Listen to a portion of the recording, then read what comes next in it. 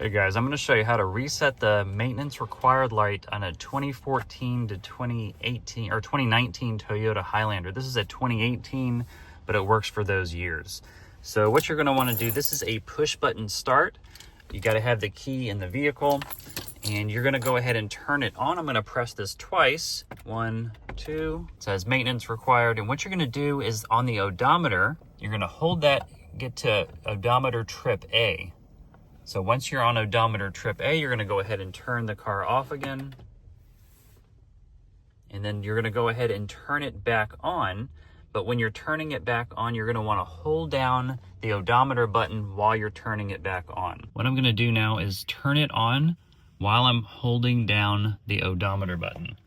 So I'm trying to do this with one hand, holding down the odometer button, turn it on once, twice.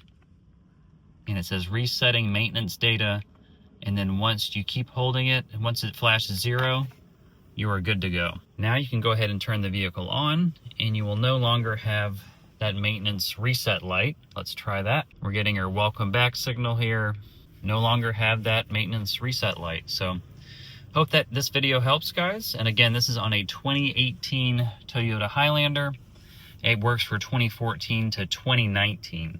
But hope this video helped, guys, and just remember, it has to be on odometer trip A.